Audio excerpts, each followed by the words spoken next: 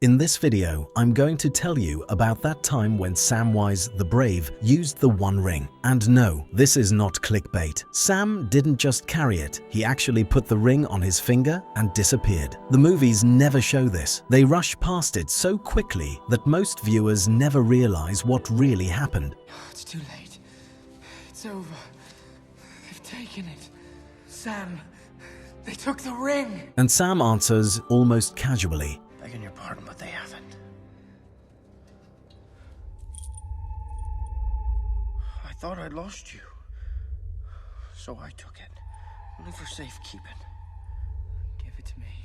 This single line hides something massive, but in Tolkien's book, this moment is incredibly important because it reveals a side of Sam we rarely talk about, and what he did with the ring was far more than quote-unquote safekeeping. And it explains why Sam later spares Gollum, even when he has every reason to kill him. That single act of mercy ends up helping destroy the ring and saves Middle-earth. This part of the story really answers the question most fans have. What would Samwise Gamgee do if he had the ring? How will he respond to its temptations? Well, Tolkien already answered that question in the book The Two Towers in the chapter named The Choices of Master Samwise. So let's look at what actually happened. After defeating Shelob, Sam is cradling Frodo's body in the shadow of Shelob's lair. His master isn't breathing, there's no heartbeat, the skin is cold, and Sam realizes Frodo is dead. He sits there in total despair, convinced that everything they fought for is finished. Mr. Frodo! Wake up. Don't leave me here alone. Don't go where I can't follow. Wake up.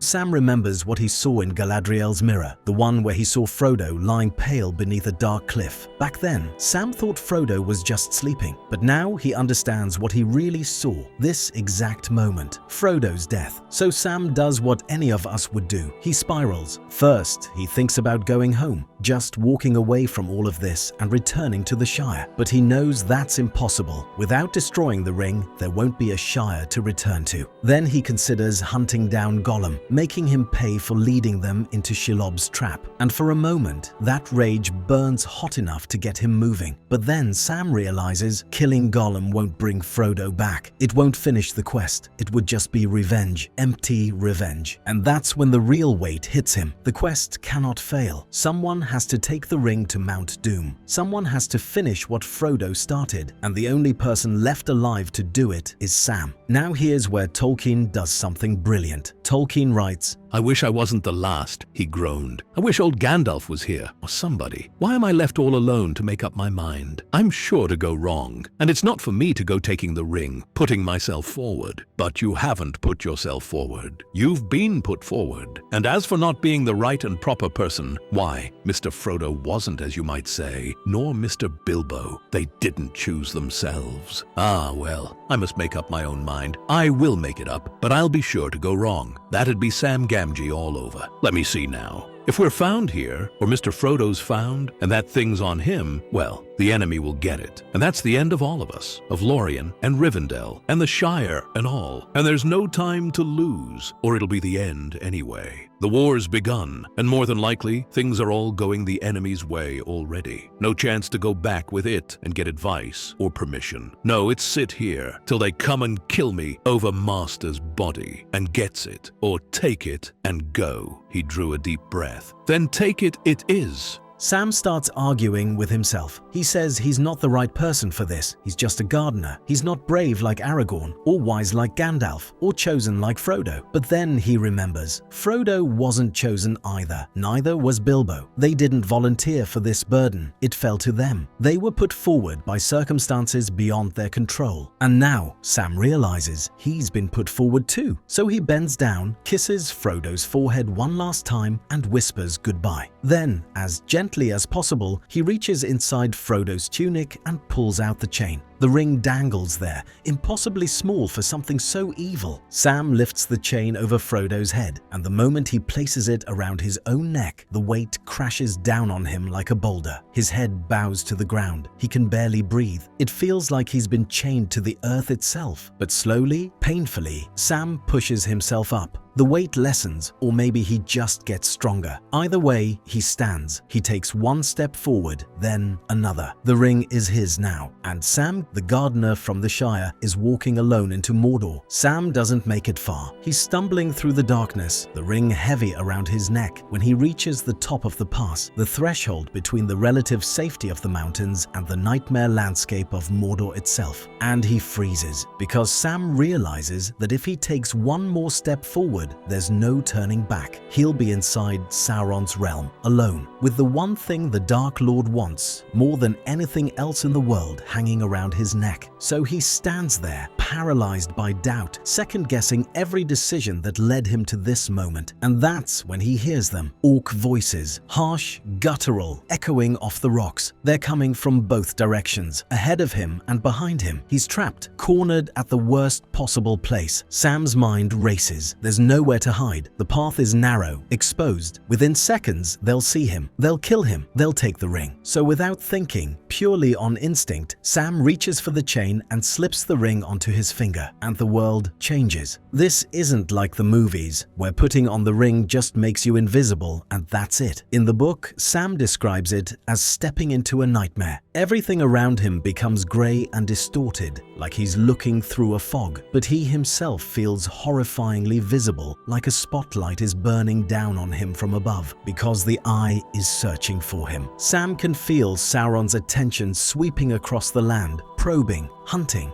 and every instinct in his body is screaming that he's been seen, that the eye knows exactly where he is. But the orcs, they march right past him. These massive armored figures stumble by just inches away, completely unaware that the ring bearer is standing frozen against the rocks, barely breathing. And once they pass, Sam should feel relief. He should take off the ring immediately and get as far away as possible. But then he hears something that stops his heart. The orcs are shouting. They've found something on the path, and as Sam creeps closer, still invisible, still wearing the ring, he hears exactly what they found. Frodo's body. What's this? Looks like old Shelob's been having a bit of fun. No, this fellow ain't dead. Except the orcs aren't saying body, they're saying spy and prisoner and get him back to the tower. She jabs him with her stinger, and he goes as limp as a boned fish. Then she has her way with them. That's how she likes to feed.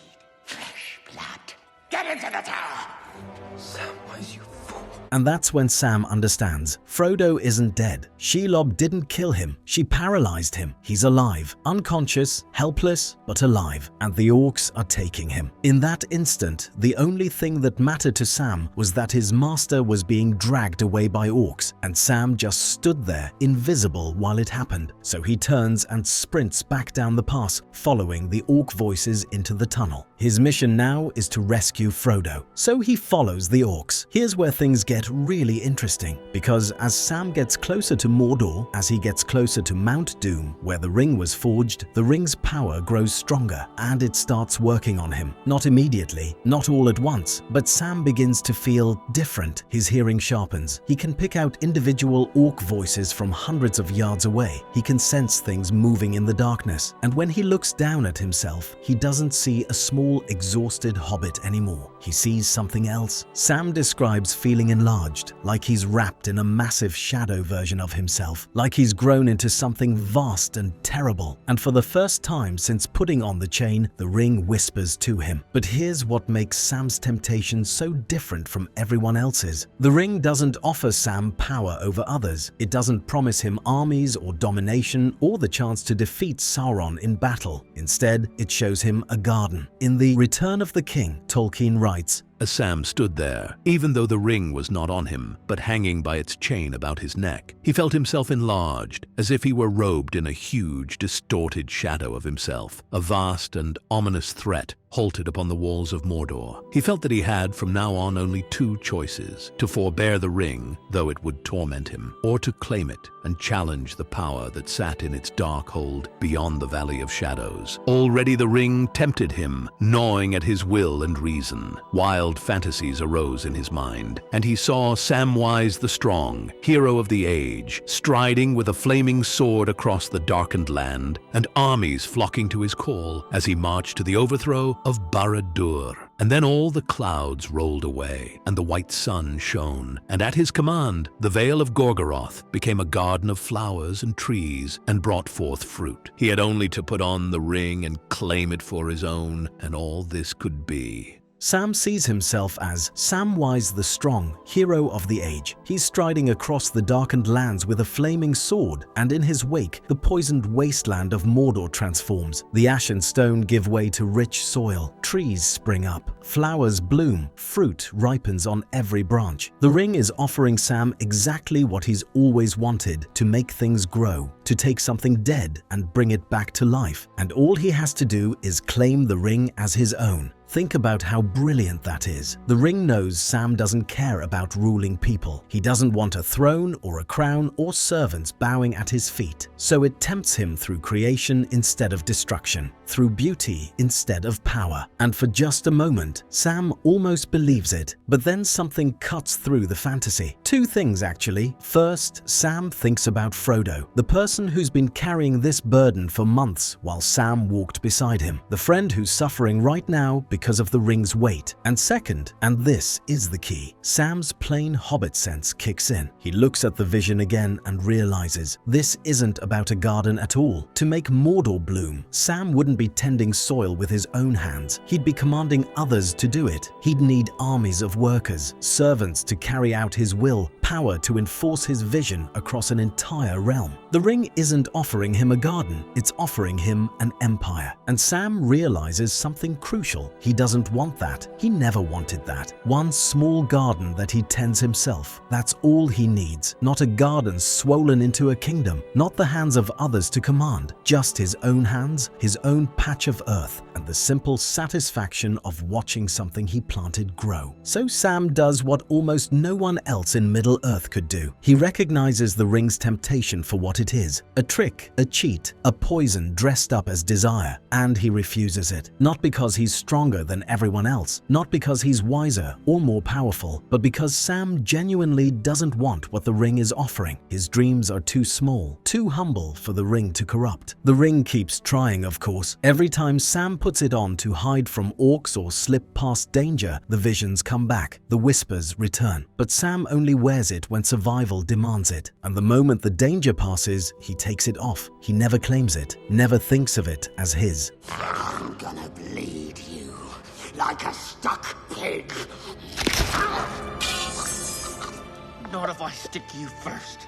Sam! And later, when he finally reaches Frodo in the Tower of Cirith Ungol, when Frodo is free and conscious and demanding the ring back, Sam doesn't hesitate. He doesn't struggle. He doesn't feel any reluctance at all. He just hands it over. Because for Sam, the ring was never anything more than a burden he carried for his friend. And that's exactly why the ring couldn't break him. But resisting the ring's temptation was only the beginning, because the choice Sam makes next, on the slopes of Mount Doom, ends up saving Middle-earth in a way no one could have predicted. After Sam rescues Frodo from the tower, they disguise themselves as orcs and make their way deeper into Mordor. The journey is brutal. No food, no water, just mile after mile of ash and stone under a sky choked with smoke. And then, at the very base of Mount Doom, Frodo collapses. He can't go on. The ring has drained everything from him. So Sam does the only thing he can. He picks Frodo up, slings him over his shoulders, and starts climbing. And somehow, impossibly, Sam carries both Frodo and the ring up the mountainside. But just before they reach the entrance to the Cracks of Doom, just when the quest is almost finished, something attacks them from behind. Gollum.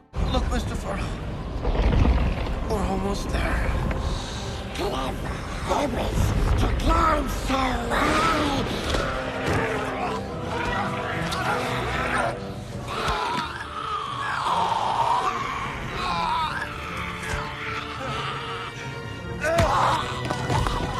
He's been following them this entire time, waiting for his chance, and now he launches himself at Frodo, clawing and biting, trying desperately to get the ring back. Finally, after everything Gollum has done, the betrayal, leading them to Shelob, all the lies and manipulation, Sam has the perfect opportunity to end him, and Gollum doesn't even fight back. After Frodo drives him off, Gollum just crumples. He falls to the ground, weeping, begging for his life, calling himself lost and ruined, clawing at the ashes and dust like a broken animal. Sam stands over him, sword raised, and every logical part of his brain is screaming at him to do it, to strike. This creature is treacherous, murderous, and dangerous. Killing him would be justice, deserve justice, and it would be the smart thing to do, the safe thing, but Sam can't do it.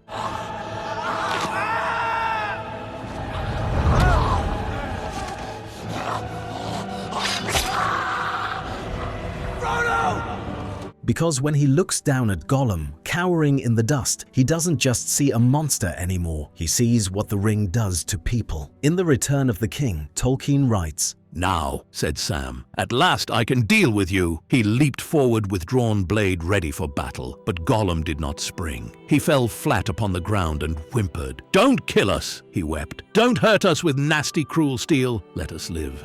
Yes, live just a little longer. Lost, lost, we're lost. And when Precious goes, we'll die. Yes, die into the dust." He clawed up the ashes of the path with his long, fleshless fingers. "Dust!" he hissed. Sam's hand wavered. His mind was hot with wrath and the memory of evil. It would be just to slay this treacherous, murderous creature, just and many times deserved. And also it seemed the only safe thing to do. But deep in his heart there was something that restrained him. He could not strike this thing lying in the dust, forlorn, ruinous, utterly wretched. He himself, though only for a little while, had borne the ring, and now dimly he guessed the agony of Gollum's shriveled mind and body, enslaved to that ring, unable to find peace or relief ever in life again. But Sam had no words to express what he felt. Remember, Sam wore the ring, only for a few hours, only out of necessity, but he felt it. He felt the weight, the pressure, the way it whispers and claws at your mind. He felt how it makes you feel powerful and terrified at the same time. And now, looking at Gollum, this wretched, skeletal thing that's been enslaved to the ring for hundreds of years, Sam finally understands. Gollum isn't evil, he's a victim. The ring didn't just corrupt him, it hollowed him out. It took everything he was and replaced it with obsession and hunger and desperation. And now, even with the ring so close he can almost touch it, Gollum is still suffering, still tormented. And Sam realizes that could have been me. If circumstances had been different, if Sam had carried the ring for months instead of hours, if he'd been alone and desperate and tempted over and over again, he might have become exactly what Gollum is now. So instead of killing him, Sam just lets him go. He threatens him, makes it clear that if Gollum comes near Frodo again, he'll regret it. But he doesn't strike. He can't, because deep down, Sam feels something he never expected to feel for Gollum. Pity, not forgiveness, not trust, but pity. The kind of pity you feel for something that's been tortured beyond recognition. So Sam lowers his sword, turns his back on Gollum, and runs after Frodo up the mountain. And that single act of mercy, that one moment where Sam chose compassion over justice, ends up saving everything. Because when Frodo reaches the cracks of doom and puts the ring on instead of destroying it, when Frodo's will finally breaks and he claims the ring for himself, it's Gollum who attacks. Gollum who bites the ring off Frodo's finger. Gollum who dances too close to the edge in his triumph and falls into the fire, taking the ring with him. If Sam had killed Gollum on that mountainside, the quest would have failed. Frodo couldn't destroy the ring on his own. No one could. But because Sam showed mercy, because he saw himself in Gollum and chose to spare him, Middle-earth was saved. Not by strength, not by heroism. Sam is the only mortal who willingly gave the ring away after it came to him. And to be fair to Frodo, Sam carried the ring for only a few hours, while Frodo bore it for 17 years and Bilbo for more than 50. But that comparison reveals something important about hobbits. Hobbits do not desire dominion. They do not dream of ruling or controlling others. They care for small living things, gardens, friends, meals, friendships, and the simple joy of watching something grow. And because of that, the ring struggles to take root in their hearts. Sam is not the hero of The Lord of the Rings because he never touched the ring. The ring came to Sam. He wore it. It tempted him. And still, Sam chose to give it away, freely and without resistance.